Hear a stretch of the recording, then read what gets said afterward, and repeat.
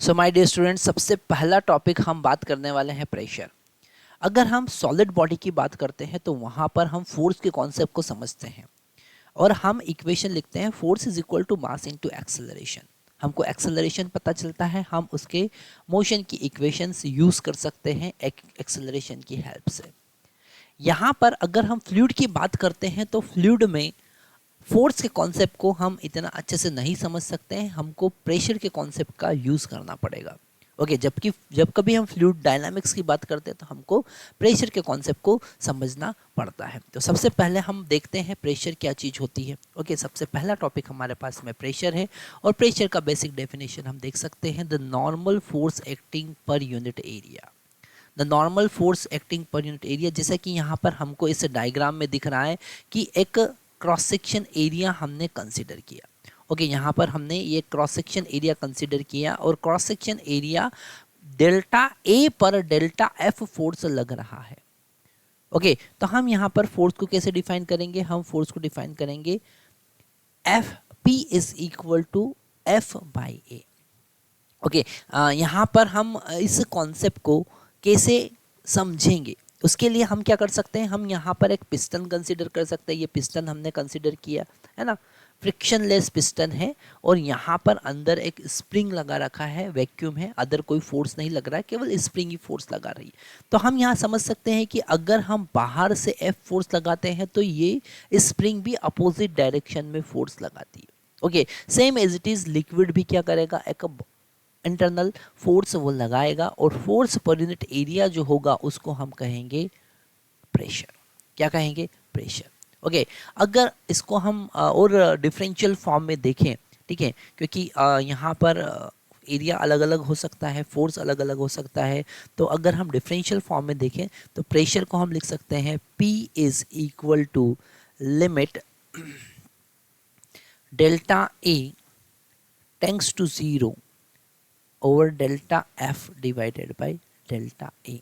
Okay, मतलब कि अगर हम यहाँ पर जितना छोटा एरिया कंसिडर करेंगे उतना एग्जैक्ट वहाँ पर प्रेशर हम समझ सकते हैं। क्यों? क्योंकि प्रेशर कुछ पैरामीटर पर डिपेंड करता है। अगर वर्टिकली अपवर्ड मूव करेंगे, वर्टिकली डाउनवर्ड मूव करेंगे तो वहाँ पर प्रेशर वेरी करेगा, इसलिए हम डिफरेंशियल एरिया लेंगे। जितना छोटा एरिया होगा उस पर्टिकुलर पॉइंट पर वो इतना एग्जैक्ट प्रेशर बता पाएगा। तो यहाँ पर प्रेशर को हम सिंपल डिफाइन कर सकते हैं, normal force per unit area is called as pressure. आगे देखते हैं प्रेशर से रिलेटेड कुछ इंपॉर्टेंट कॉन्सेप्ट और हम देखेंगे। सबसे पहला कॉन्सेप्ट हम देखेंगे, प्रेशर एक स्केलर क्वांटिटी। यहाँ पर थोड़ा सा कन्फ्यूज़न हो सकता है। हम प्रेशर को लिख सकते हैं it is a tensor quantity. क्या लिख सकते हैं? It is a tensor quantity. ये एक टेंसर क्वांटिटी है, मतलब कि इसका डायरेक्शन तो होता है पर आप वेक्टर अलजेब्रा यूज नहीं कर सकते हैं। क्या लिखेंगे? It has direction. क्यों टेंसर क्वांटिटी है? It has direction. डायरेक्शन तो होगा but vector algebra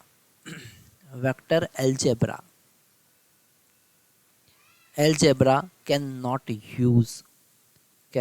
use vector algebra हम यूज़ नहीं कर सकते हैं, मतलब वेक्टर के कॉन्सेप्ट हम यहाँ यूज़ नहीं कर सकते हैं, इसलिए हम कहेंगे कि ये एक स्केलर क्वांटिटी है पर इसका कैलकुलेशन बिल्कुल अलग ही होता है, जो हम आगे जाके देखने वाले हैं। नेक्स्ट हम बात करेंगे प्रेशर के डायमेंशन फार्मूले की। तो अगर हम यहाँ पर प्रेशर को डिफाइन करें P is equal to F by A, है ना, तो F का जो डायमेंशन फार्मूला क्या होगा, फोर्स का डायमेंशन फार्मूला क्या होता है, ML T-2। क्या होता है? ML T-2। ओके, और एरिया का डायमेंशन फार्मूला क्या होता है? एरिया का डायमेंशन फार्मूला तो L स्क्वायर होगा, मीटर स्क्वायर, है ना। तो यहाँ पर इसको अगर हम सॉल्व करेंगे तो हमारे पास में क्या आएगा, ML-1 T-2। तो ये हमारे पास से डायमेंशन फार्मूला आया। अगर हम इसकी यूनिट की बात करें तो इसका यूनिट भी लिख सकते हैं न्यूटन पर मीटर स्क्वायर। क्या लिख सकते हैं? न्यूटन पर मीटर स्क्वायर, क्योंकि फोर्स का यूनिट यहाँ पर न्यूटन होता है और एरिया का यूनिट यहाँ पर मीटर स्क्वायर होता है, तो उसका यूनिट हम लिख सकते हैं न्यूटन पर मीटर स्क्वायर, या फिर ऐसा इसे it has been named as Pascal in honour of scientist, French scientist Pascal, है ना। तो यहाँ पर हम इसका ऐसा यूनिट पास्कल डिफाइन करते हैं। वैसे अगर हम प्रेशर की बात करें तो प्रेशर की बहुत सारी अलग अलग यूनिट होती है। ओके, पहले हम देखते हैं यहाँ पर हम एटमॉस्फेरिक यूनिट भी यूज़ कर सकते हैं, है ना। प्रेशर की कौन कौन सी यूनिट होती है, ज़रा हम डिस्कशन कर सकते हैं कि अगर हम यूनिट बात करें, यूनिट ऑफ प्रेशर, ठीक है, ध्यान से समझना आपको। अगर हम प्रेशर की डिफरेंट यूनिट की बात करें तो एक तो हमने न्यूटन पर मीटर स्क्वायर देखा, और इसी को हम क्या कहते हैं, पास्कल कहते हैं। क्या कहते हैं, पास्कल। एक और यूनिट होता है हमारे पास में एटीएम। क्या होता है, एटीएम। एटीएम का वैल्यू होता है हम वो यूनिट भी यहाँ पर वैल्यू भी देख सकते हैं। एटीएम का वैल्यू होता है यहाँ पर 1.013 इंटू 10⁵ पास्कल। ओके, एटीएम का यूनिट होता है। आगे देखते हैं हम, अगर यहाँ पर हमारे पास बार भी एक यूनिट होता है। हमारे पास में mm of hg, mm of hg भी एक यूनिट होता है ना। अगर हम 760 mm ऑफ hg की बात करें तो यहाँ पर वो 1 atm के बराबर होता है। किसके बराबर होता है, 1 atm के बराबर होता है। हमारे पास टॉर भी एक यूनिट है, टॉरिसिली के नाम पर हमारे पास में एक टॉर यूनिट है, और 1 टॉर इज इक्वल टू कितना होता है, 1 torr is equal to 1 mm of hg होता है। ठीक है, तो यहाँ पर इस mm ऑफ hg के कॉन्सेप्ट को भी हमको समझना है, पर उससे पहले हमको यहाँ पर समझना पड़ेगा कि बैरोमीटर की हेल्प से mm ऑफ hg क्या चीज़ होती है, कैसे 1 atm is equal to 760 mm of hg होता है। तो ये सारे कॉन्सेप्ट हमने यहाँ पर प्रेशर से रिलेटेड देखे। इसके बाद हम एक न्यूमेरिकल सॉल्व करते हैं। हमारे एनसीईआरटी में क्वेश्चन गिवन है, the two thigh bones, okay, each cross section area 10 centimetre, मतलब कि यहाँ पर हमारे पास में एरिया जो गिवन है वो 10 सेंटीमीटर स्क्वायर गिवन है। Okay, support the upper part of human body of mass 40 kg। तो यहाँ पर मास जो है वो है 40 kg। कितना है, 40 kg। तो अगर हम फोर्स की बात करेंगे तो कितना फोर्स लग रहा होगा, mg के बराबर फोर्स लग रहा होगा। आगे देखते हैं, estimate the average pressure by famers. Okay, तो यहाँ पर कितना फोर्स प्रेशर लगेगा वो हमको कैलकुलेट करना है ना। जैसे कि अगर हम यहाँ पर फोर्स की बात करें तो फोर्स यहाँ पर कितना हो जाएगा, 40 और g का वैल्यू चलो हम 10 ले लेते हैं, तो 400 न्यूटन यहाँ पर फोर्स हो गया। कितना हो गया, 400 न्यूटन।